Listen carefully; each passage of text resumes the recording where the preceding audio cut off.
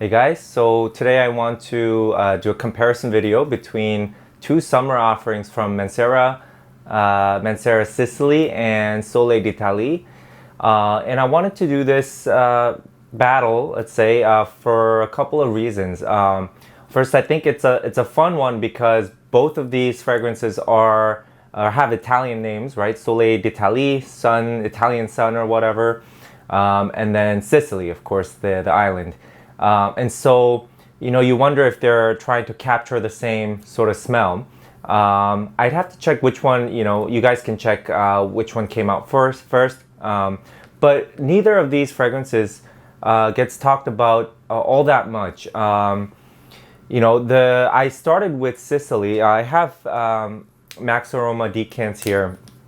I started with Sicily because the guy from Centrifugal Force, right, the Mancera expert, he's got, I think, pretty much every Mancera. He talked about Sicily as being the best citrus fragrance, period, right? And that's a big statement, and that's what drew me in. And it just sounded like, just a good fragrance and one that I'd like. I like citrus scents. Then I tried it out, and I was actually sorely disappointed by it, that I had to go for another, similar offering from Mancera, which I thought would be Soleil D'Itale. I did want to include wild fruits in here. That's one that I'd been wanting to try as well, but I just found it was a little bit harder to get a sample of that one. So we'll do just these two for now. That's plenty to talk about. So let's get into the scent, right? And let's start with Soleil D'Itale.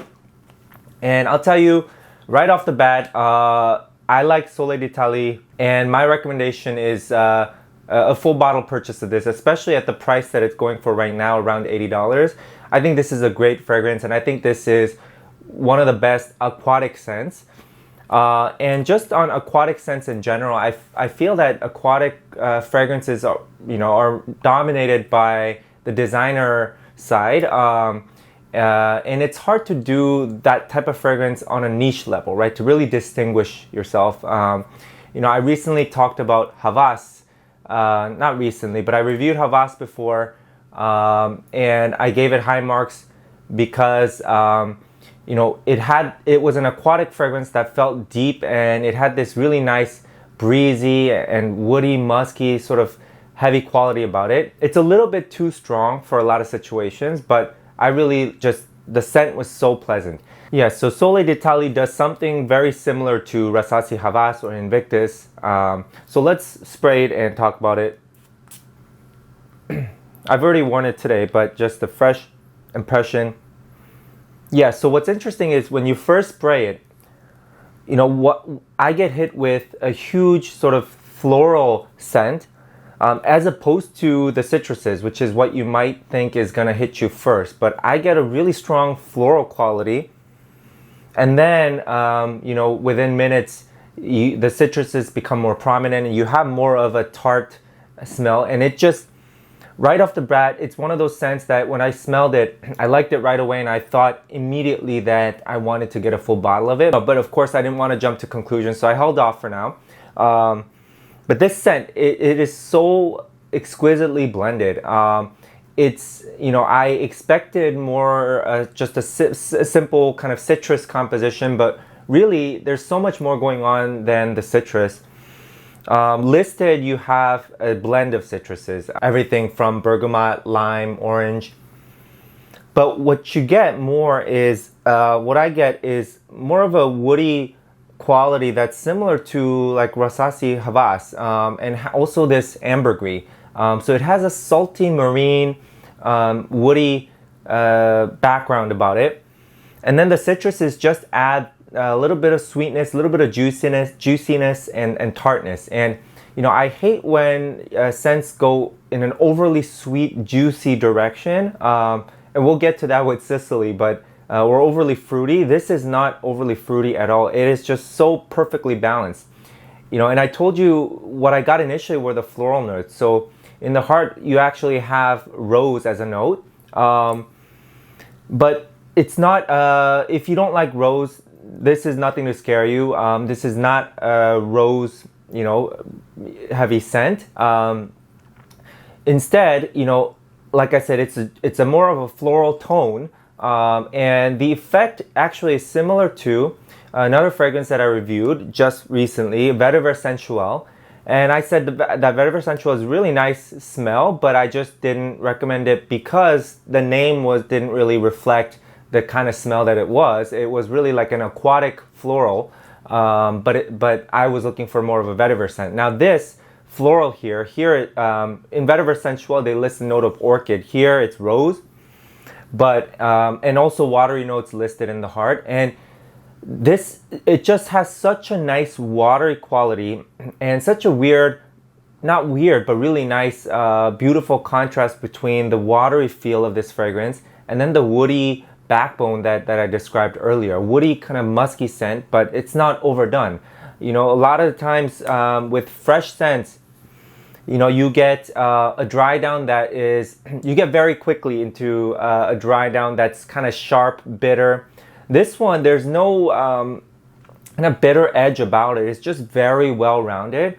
And the more I keep smelling it, there is something like a magic ingredient there, right? There's an X factor about this fragrance that I still, you know, can't pinpoint, but, you know, we could guess that it might be a combination of the cardamom that's in here. Still manages to be extremely fresh, extremely watery and aquatic. And this kind of, you know, has a breezy quality about it, similar to Havas, but it's a bit lighter, right, and more delicate, and more floral, of course. And it could also be the little use of patchouli here, giving it a little bit of earthiness and the depth. Doesn't feel like just a simple, sharp summer citrus. Rather, it's, you know, it's watery, but it's a bit dense and rich at the same time. Not to the point of becoming, and I use this word a lot, becoming syrupy sweet. It's not like that. It's just well balanced. And, you know, similar to Havas, the way the fruits are blended with the ambergris and cedar, this woody background, it is a unisex fragrance, but I think sometimes, you know, with unisex scents, they're labeled unisex, but they tend to lean a bit more feminine. Now this one is totally unisex, and I feel good wearing it, and I like a lot of masculine scents. So I think this is a fruity scent that is perfect for guys and very versatile. It seems so complete and well-rounded that I don't see this just as a summer vacation scent, which is nice. I think it will evoke the Italian sunshine the way that it's meant to, but I don't think that it's one of those scents that's, you know, so much in one direction that it just feels like you only wear it on vacation. It's a good everyday kind of scent. But, you know, if you don't like fruity scents, this is a scent to stay away from, is also Sicily. But I just think, like I said, there is something intriguing about it if you keep smelling it that separates this from other fruity scents. Now, let's briefly move on to Sicily, and then we can kind of talk about both. I have Sicily on this hand, and I'm not going to respray it because Sicily, comparing these two, these are both good performers, but Sicily is stronger to my nose. It is the kind of scent that overpowers. If you're wearing other scents, it will overpower it. But to me, that's a bad thing because I don't really like the scent. And that's because, you know, a lot of people will say when you first smell, oh, it's nice, it's pleasant. It's a fruity scent, right? And there's nothing offensive about fruity notes, sweet fruity notes. But this scent, basically, you know, the best way I can put it, and I'm going to use an analogy, it basically smells to me like artificial juice, right? Artificial fruit juice, you know, the kind of thing you find in markets. Or it has a little bit of a creamy, ice creamy quality about it that makes it feel like a fruit sorbet. Now, does a fruit sorbet or fruit juice smell bad? No, right? But it's not the kind of scent that I want to smell like. It also doesn't smell all that refined or elegant. And there are no sort of, I mean, layers. It's a very simple composition, right? Citrus, fruit blast up top, floral heart, classic florals, and then, you know, musky base. So, you know, here, it has too much of, to get a little bit more into the scent, this has too much of a peach note, and I don't like that in fragrances. And if it's used in moderation, I think it would be good. But compared to the citruses, this has a much more dominant peach note. And if you like that sort of scent, then go for it. It's a good scent from that respect. But it makes it a little bit too sweet, a little bit more feminine leaning than Soleil D'Itale or generally, unisex citrus scents. To me, it has more of this powdery floral and peach top note that makes it more feminine. And it's just more boring. Now, both Soleil D'Itale and Sicily are, mostly linear scents. But like I said, Soleil D'Itale, there is something underneath that you can pick up on. A balance between the fruit notes and, mostly citrus, right? And the earthiness. There's something there that makes it sort of a complete picture. And, let me sort of tie in another fragrance I reviewed, which is Himalaya, which I loved because Himalaya sort of captures all the elements. Like I said, has a little bit of an aquatic vibe, a woody vibe, that sort of takes you to that location that it describes. Sicily doesn't really do that for me. Like I said, I just think, some artificial juice sweetener, overly sweet peach or sorbet-like quality, and not much else, right? It is well blended, but that might actually hurt this fragrance because it just seems so simple. There is nothing sort of to look for to me in there. Just a nice, creamy, fruity citrus scent. And so if I had to give my recommendation, definitely try Soleil D'Itale. And I think also personally, this is where, people can differ, but Soleil D'Itale for me is better than Vetiver Sensual. I think it, Vetiver Sensual, the orchid note was a little bit too much. And again, pushing it a little bit more into the feminine direction. Soleil D'Itale just seems like, again, a better thought out fragrance.